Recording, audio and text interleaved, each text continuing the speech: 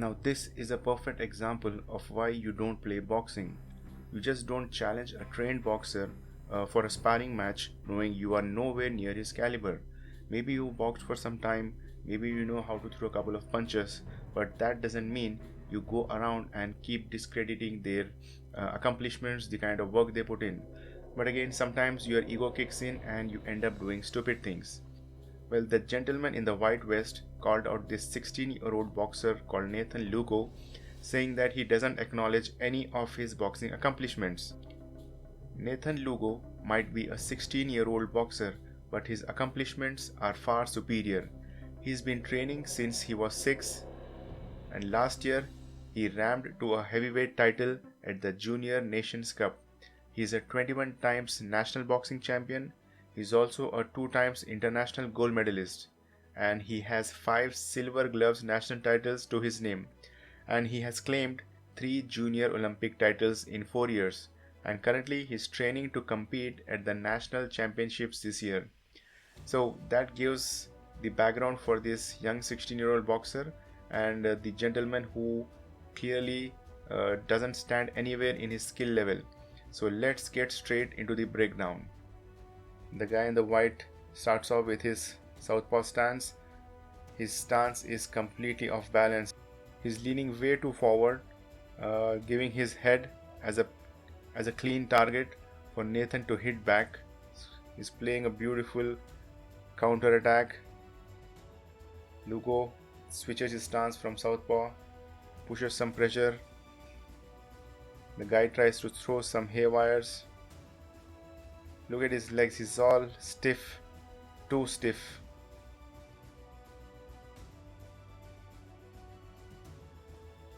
Okay, that's not a knockdown, but I think a slip, because Lugo was trying to fight outside, because that's what you do generally to a southpaw. You have to keep your lead leg outside. So now the 2 most important rules when you're fighting southpaws. Number 1, you need to get your front foot on the outside. That's what Nathan has done. And the second rule is to counter the southpaw's left hand. Now he's back on his feet. Nathan counters him back, and there goes a right overhand straight to his face.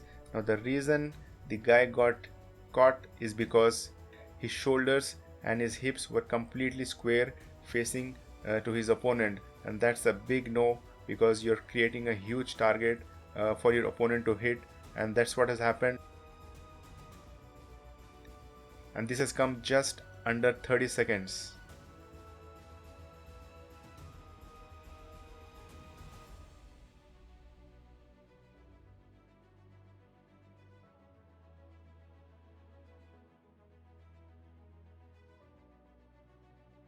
And quickly he comes back again in his southpaw position, leaning way too forward.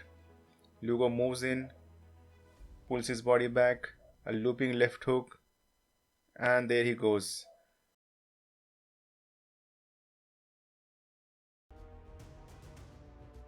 Now look at Nathan's shoulders and his body language.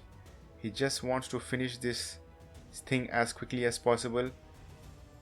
Nathan blocks, he knows the right hand is coming, then delivers his left straight to his face. Same mistake, body and shoulders again in a very straight position.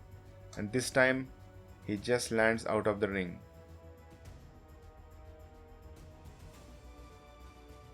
Now if you look at the mistakes this guy did, basically his boxing skills were no match, his stance was way off, and he was leaning way too forward. Not only will you be off balance when you lean forward, but also you'll give your opponent a clue as to where you're going. And he was constantly crossing his feet. Basically his basic punches were weak and lacked power, and in a nutshell he had no business being in the ring. On the other hand, Nathan Lugo played an extremely well pull counter strategy. He got his front foot on the outside, he kept controlling the foot position, he kept countering his left hand, and made him miss and made him pay.